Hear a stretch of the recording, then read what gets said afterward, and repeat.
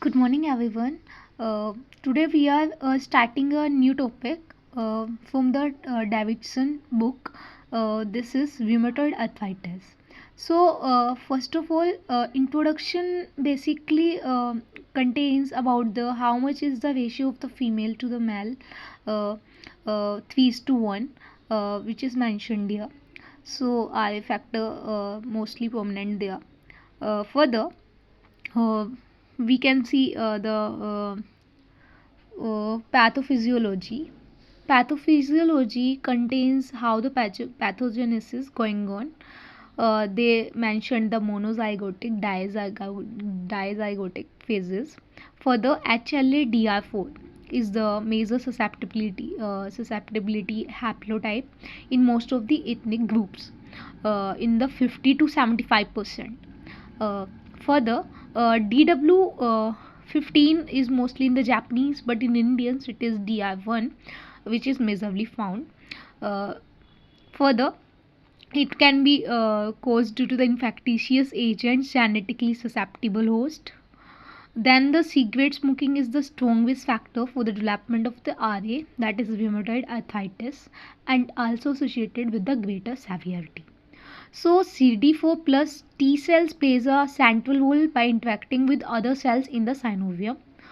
साइनोवियम के साथ जो इन्फेक्शन रहती है CD4 प्लस टी सेल्स की मेनली इंट्रैक्शन जो रहती है फर्दर फिर टी सेल्स स्टिमुलेट होती हैं और बी सेल्स प्रोड्यूस करते हैं इम्यूनोग्लोबिन्स जिसमें आरएफ और मैक्रोफेजेस जो होते हैं प्रो इन्फ्लेमेटरी साइटोकिन्स प्रोड्यूस करते हैं, ऐसा इन्होंने यहाँ पे मेंशन किया है.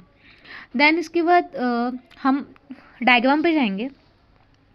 तो यहाँ पे मेनली जो है ना, अभी जो हमने बताया macrophage, b cells etcetera etcetera, वो अपने डिफरेंट फैक्टर्स के through blockage for the blockers inhibitors produce करते हैं. तो इसको समझने के लिए पहले हम फर्दर आगे की ओर जाएंगे. तो pro inflammatory cytokines TNF alpha plays an important role in the process by regulating the production of other cytokines whose actions are shown.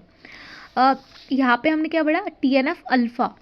तो हम इस डायग्राम में TNF अल्फा पर फोकस करते हैं. अगर आप देख सकते हैं तो TNF जो है ब्लोकर्स जो यहाँ पे मेंशन किए गए हैं उन्होंने मैक्रोफेज से वो प्रोड्यूस हुआ था. तो उन्होंने क्या बोला कि रेगुलेशन ऑफ अदर साइटोकिन्स, तो ये क्या करने वाला है, अदर साइटोकिन्स को रेगुलेट करने वाला है. देन उसके बाद क्या मेंशन किया गया, the b cells release the immunoglobins including the RF as I further mentioned. पहले ही हमने बताया कि जो बी सेल्स हैं वो इम्यूनोग्लोबिन्स को रिलीज़ करने वाले हैं और RF बनने वाला है वहाँ से. So with in the joint, अब ये जो इम्यून कॉम्प्लेक्स है ये क्या करने वाला है, ये जॉइंट्स में जाने वाला है, in the extra articular tissues में भी जाने वाला है, जिससे क्या होने वाला है, वैस्कुलाइटिस होने वाला है.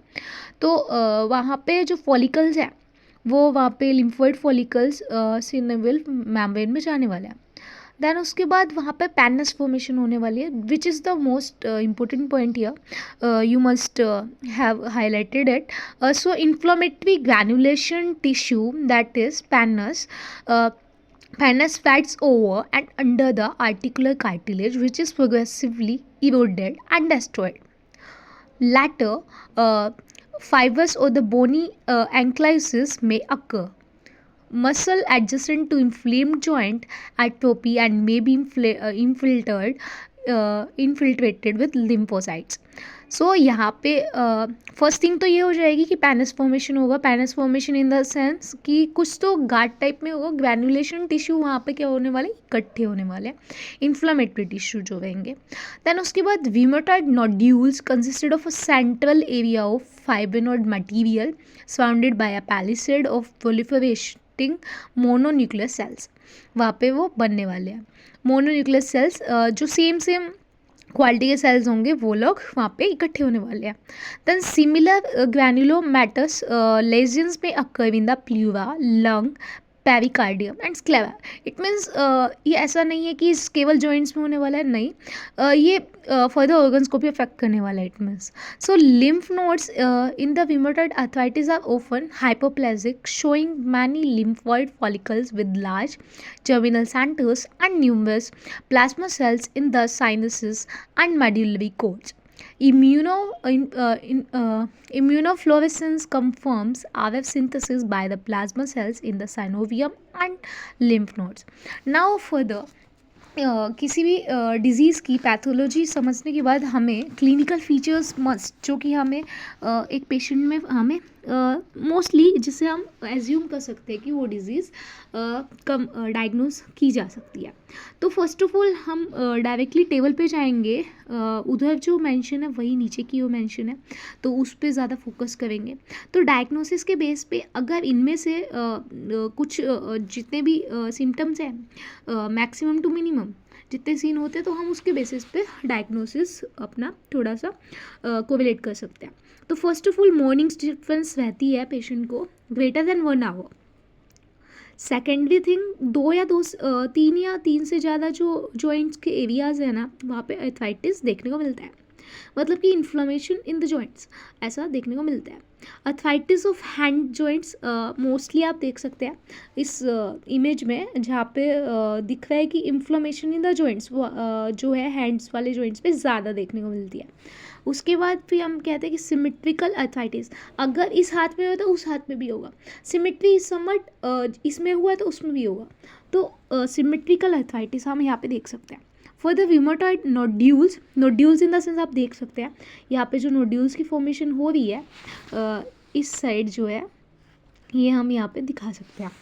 फर्दर जो होता है rheumatoid factor, RF factor mostly diagnosis में यूज़ किया ही जाता है, वो एग्रेवेट हुआ है, दैट्स वाई ये सब जो है RA जैसी डिजीज़ हो रही है। अब उसके बाद आते हैं रेडियोलॉजिकल चेंजेस। अगर आप एक्सरे या फिर कुछ देखेंगे उसमें भी हमें थोड़े बहुत चेंजेस देखने को मिलेंगे। ड्यूरेशन जो रहेगी, मतलब कॉम्प्लिकेशंस जो रहेंगी, जो सिम्टम है, by convention symptoms need to have persisted for more than 6 week for the diagnosis of the RA। तो यहाँ पे जो ड्यूरेशन इन्होंने मेंशन किया ग्रेटर देन या फिर इक्वल टू 6 वीक्स यहाँ पे मेंशन किया। देन फर्दर हम थोड़े बहुत पॉइंट्स जो यहाँ पे इस टेबल में इन्होंने मेंशन नहीं किए, वो थोड़े बहुत पॉइंट्स हम यहाँ पे अपनी साइड से लेंगे। तो sometimes RA has a very acute onset with a florid morning stiffness, polyarthritis and pitting edema. So oedema कैसी है? पिटिंग है। अर्थराइटिस हमने पहले ही बोल दिया कि अर्थराइटिस ऑफ 3 और मोर जॉइंट्स एरियाज, तो पोली अर्थराइटिस, उन्होंने इस टर्मिनोलॉजी को यूज़ कर लिया directly. So this occurs more commonly in old ages. हम जानते हैं कि joint problems further old ages में ज़्यादा देखने को मिलती है। देन उसके बाद टिपिकल फीचर जो है, जहाँ पे मैंने अंडरलाइन किया है उसकी साइड हम ज़्यादा ध्यान देंगे। टिपिकल फीचर्स में हमने MCP और IPG पे ध्यान देना है। तो MCPs metacarpophalangeal joints and proximal intraphalangeal joints जो रहेंगे वो देखेंगे हम लोग। तो मोस्टली ये हाथों के भी उन जॉइंट्स इन बिटवीन के जॉइंट्स में ज़्यादा देखने को हमें मिलेगा swelling का फीचर। तो these and other joints are actively inflamed if they are tender on face and have a stress point on passive movement or effusion. Erythema is not usually a feature and its presence implies the characteristic of deformity developed with the long-standing disease including the तो disease जो है long standing disease ज़्यादा समय तक रही तो स्वान neck deformity, this word is very much important while mentioning about the RA. You must have to mention this one, swan neck deformity, the buttonnias or the buttonhole deformity and the jet deformity of the thumb. ये 3 चीज़ें हम यहाँ पे mention करेंगे, button hole deformity, Z deformity in the thumb and further the swan neck deformity. तो ये points हमें ध्यान में रहने चाहिए। 25 पॉइंट अब आप देख सकते हैं यहाँ पे इन्होंने जो डेविएशन मेंशन की है, बी वाली इमेज में हम स्वान नेक डिफॉर्मिटी देख सकते हैं एंड फर्दर जो थंब है यहाँ पे आप जेड डिफॉर्मिटी भी देख सकते हैं। देन उसके बाद आता है कि dorsal subluxation of the ulna at the distal radio ulnar joint is common and may contribute to the rupture of the fourth and the fifth extensor tendons. अब नेक्स्ट आता है इन द फुट. अब हम foot की side आते हैं तो वहाँ पे जो एमटीबी के जॉइंट्स हैं उनसे कोकअप टोए डिफॉर्मिटीज़ देखने को मिलती है. This causes the pain on the weight bearing on the exposed MTP heads.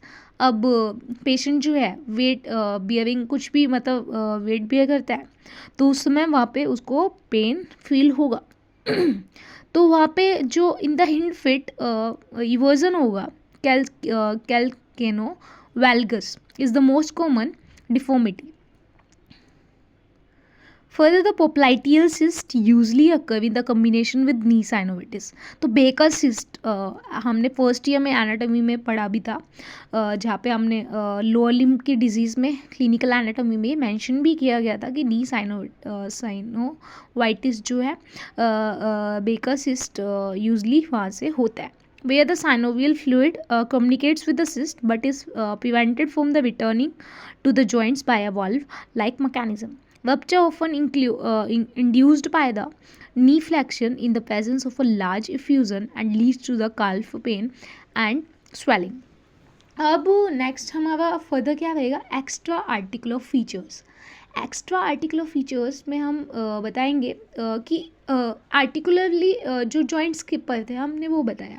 अब उसके अलावा दूसरे पार्ट पे क्या अफेक्शन होएगा वो हम देखते हैं.